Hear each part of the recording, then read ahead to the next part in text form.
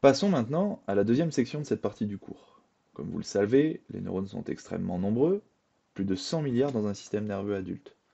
Nous venons de voir que tous ces neurones, ils sont capables de propager l'information nerveuse le long de leurs axones sous la forme de potentiels d'action. Toutefois, comment ces neurones communiquent-ils entre eux? Eh bien, via les 1 million de milliards de synapses présentes dans le système nerveux, qui permettent donc la transmission synaptique du message nerveux dont nous allons parler maintenant. Dans un premier temps, qu'est-ce qu'une synapse? Eh bien, une synapse, c'est un petit espace, une jonction fonctionnelle entre deux neurones, qui permet la transmission d'un message nerveux d'un neurone présynaptique, donc qui se situe en amont de la synapse, à un élément postsynaptique, c'est-à-dire un élément qui se situe en aval de la synapse. Cet élément peut par exemple être un autre neurone ou une cellule musculaire. Deuxièmement, il existe deux types de synapses. Un, les synapses électriques qui laissent passer le courant de façon passive d'un neurone à l'autre. Le courant du neurone présynaptique, donc il parcourt la membrane axonale jusqu'au bouton synaptique qui est physiquement connecté au neurone postsynaptique par des canaux ioniques situés au niveau de ce que l'on appelle la jonction communicante. Ce type de synapse est nettement minoritaire dans le système nerveux et intervient notamment au niveau de neurones du tronc cérébral en charge du contrôle de la respiration.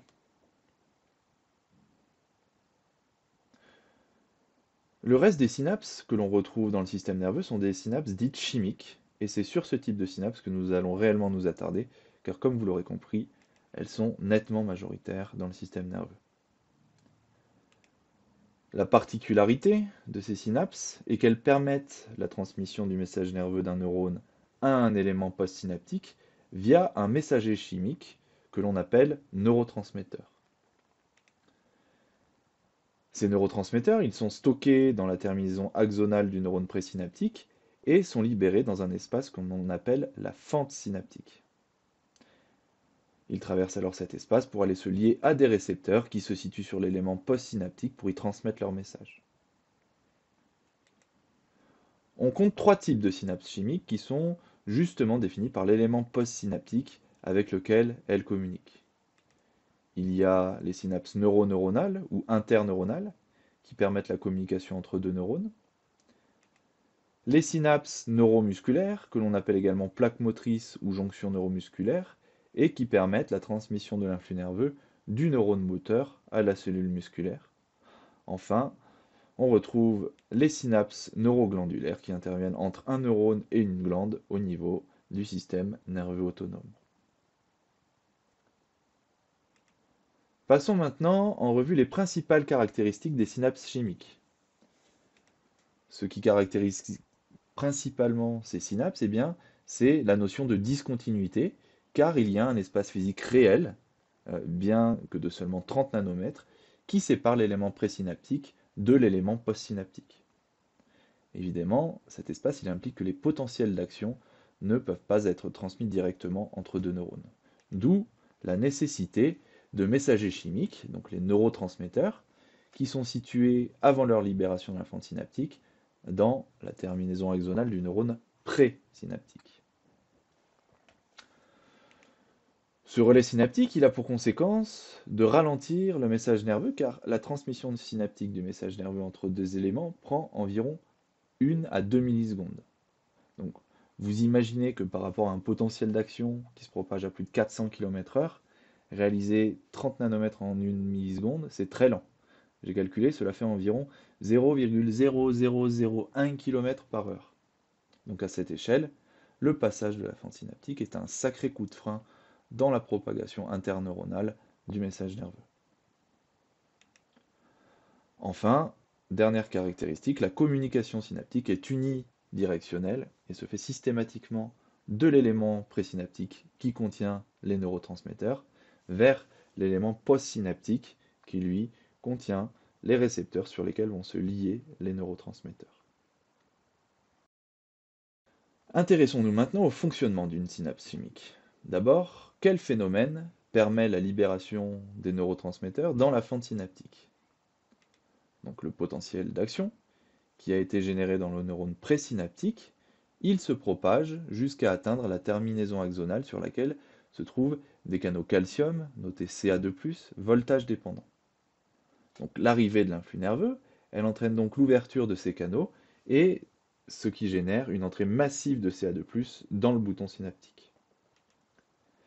Les ions calcium, ils vont avoir un rôle extrêmement important puisqu'ils vont en quelque sorte pousser les vésicules qui contiennent les neurotransmetteurs jusqu'à la membrane axonale située au niveau de la fente synaptique.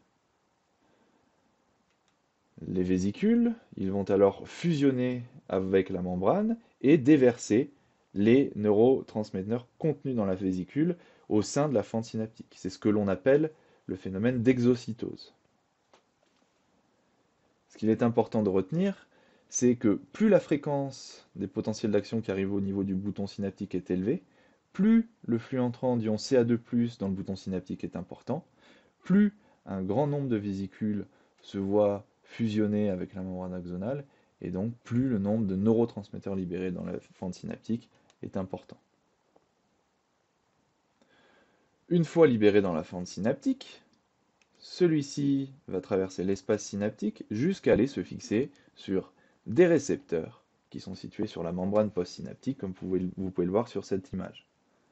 Leur fixation sur les récepteurs, ça va entraîner l'ouverture de canaux ioniques et permettre à des ions situés dans la fente synaptique d'entrer dans l'élément postsynaptique pour modifier son potentiel membranaire. Prenons le temps de redétailler tout cela. Donc, les neurotransmetteurs qui diffusent dans la fente synaptique, ils vont se fixer sur une molécule réceptrice au niveau de la membrane postsynaptique. La fixation du neurotransmetteur sur la membrane entraîne l'ouverture de canaux ioniques dont on dit qu'ils sont chimiodépendants car ils s'ouvrent en réponse à un signal chimique, à savoir la fixation d'un neurotransmetteur sur une molécule réceptrice. L'ouverture de ces canaux par les neurotransmetteurs permet alors à des ions situés dans la fente synaptique de pénétrer dans l'élément postsynaptique pour en modifier le potentiel de membrane. On parle alors de potentiel postsynaptique. Notez que l'on retrouve deux types de récepteurs sur la membrane postsynaptique. Un, des récepteurs ionotropes, c'est-à-dire des récepteurs qui sont directement situés sur le canal ionique chimiodépendant. Comme vous pouvez le voir sur l'image, le neurotransmetteur il se fixe sur le domaine extracellulaire du canal et provoque ainsi son ouverture, permettant à des ions de traverser la membrane postsynaptique. 2. On retrouve des récepteurs métabotropes qui, eux, permettent l'ouverture des canaux par l'intermédiaire de récepteurs qui sont situés à distance de ces mêmes canaux. En gros, la fixation du neurotransmetteur sur son récepteur permet à des molécules intermédiaires, que l'on appelle protéines G, d'ouvrir les canaux chimiodépendants pour le passage des ions de la fente synaptique au milieu intracellulaire de l'élément postsynaptique.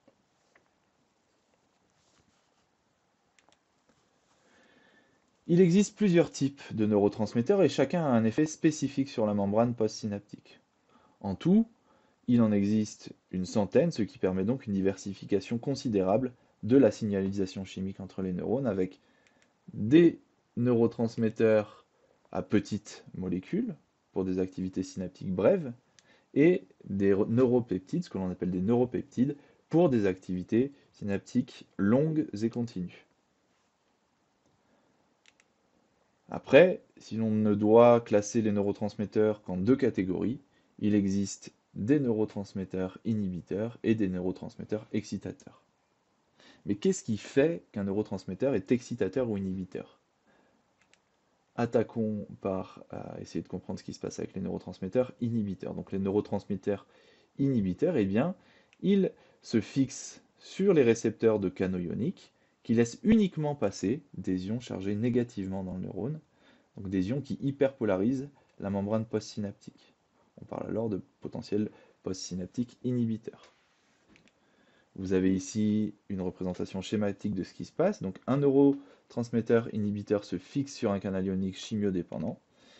Ce canal s'ouvre et laisse uniquement diffuser des anions à travers la membrane postsynaptique. Concernant les neurotransmetteurs excitateurs, le principe est le même. Un neurotransmetteur excitateur se fixe sur la membrane d'un canal ionique qui laisse sélectivement diffuser des ions chargés positivement au travers de la membrane, menant cette fois à une dépolarisation postsynaptique et créant ainsi un potentiel postsynaptique excitateur.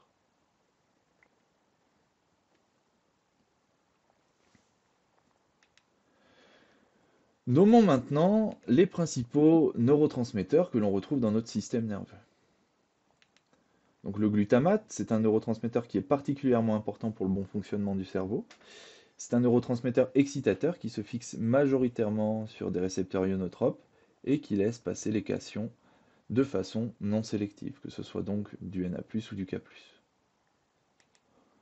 On retrouve ensuite le GABA et la glycine, qui sont les principaux neurotransmetteurs inhibiteurs présents dans le système nerveux. Ils possèdent à la fois des récepteurs ionotropes et métabotropes et permettent l'ouverture de canaux laissant sélectivement diffuser les ions chlorure, donc noté Cl-, et qui ont donc pour action d'hyperpolariser la membrane postsynaptique. On peut également citer les catécholamines, telles que la dopamine, la noradrénaline, l'adrénaline, l'histamine et la sérotonine, qui agissent majoritairement sur des récepteurs métabotropes. Il y a aussi les neurotransmetteurs peptidiques, tels que la substance P, l'endorphine et l'encéphaline, qui sont en charge de la transmission des messages de douleur et de température. Enfin, un des neurotransmetteurs les plus importants, car c'est celui qui intervient au niveau de la jonction neuromusculaire pour la contraction donc des muscles squelettiques. C'est l'acétylcholine, en effet, qui active des canaux perméables aux cations au niveau de la cellule musculaire, permettant la dépolarisation et donc la contraction de la fibre musculaire.